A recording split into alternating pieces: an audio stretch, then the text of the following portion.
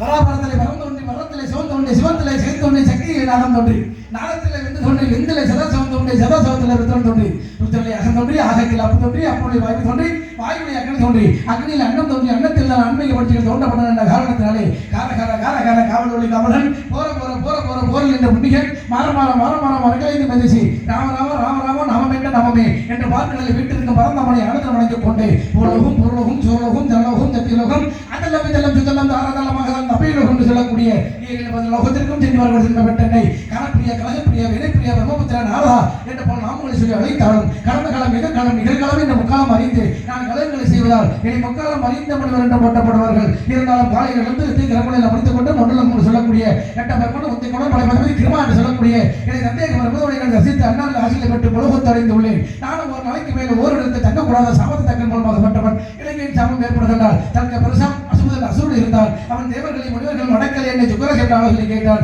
அதற்கு மாணவியாக விளங்கக்கூடும் சிதறி கேட்ட பண்ணை வளர்ந்து கொள். அவள் ஒரே சொல்லி 1008 குழந்தைகளை பெற்றெடுப்பாள். இந்த 1008 குழந்தைகளும் சிவபெருமானுக்கு தமசி விட்டான். இதற்கு என்ன நான் ஆகா தேவர்களுக்கும் முனிவருக்கும் அளவா அழுவி ஏற்பட போகிறது.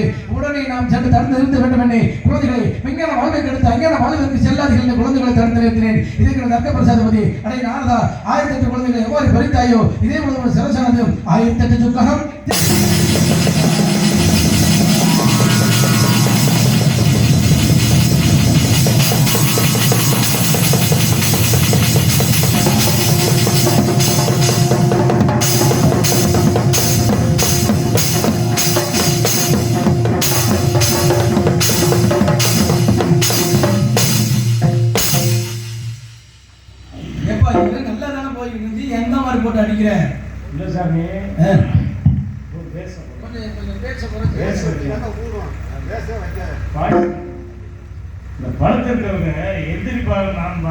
சரி அதுதான் எந்திரிக்கிற மாதிரி இல்ல.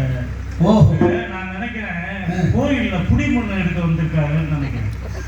ஒரு பக்கமா படுத்திருக்காங்க, பிறந்து படுத்தா 2 பக்கமும் மண்ணு ஒட்டிக்கணும். அது அப்படியே வீட்டுக்கு கொண்டு போயிடணும். இங்க மண்ணு கிடையாது, எல்லாம் சிமெண்ட் தானே. இல்ல அதுலயும் தூசி இருக்குல்ல. தூசி இருக்குது. ஆனா இந்த அடிக்கே எந்திரிக்கிறதா அப்புறம் எந்த அடிக்க எந்திரிக்கிறோம் இதுக்காக அடிச்சேன்னு பாத்தீங்களா? அப்புறம் இருக்கு அதெல்லாம் இல்ல. ஏன் தெரியுமா அந்த நாடகம்? சரி உங்க ஒரு ஆளுக்காக தான். எனக்கு ஒரு ஆளு. ஆமா சாமி.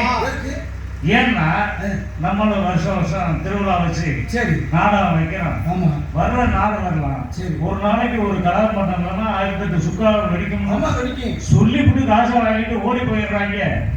இந்த வருஷம் அப்படியெல்லாம் இருக்கக்கூடாது. சரி எப்படியாவது நல்ல முரட்டு மண்டையா கூட்டிக்கிட்டு வந்து வெடிக்க வச்சு கண் கூட பார்க்கணும்னு உட்கார்ந்து இருக்காங்க.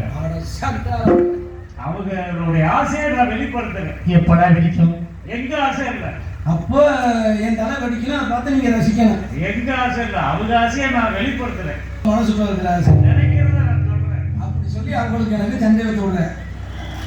சரி, உங்களுக்கு சந்தோஷம். கலகம் செய்யலைன்னா தானே வெடிக்கணும்.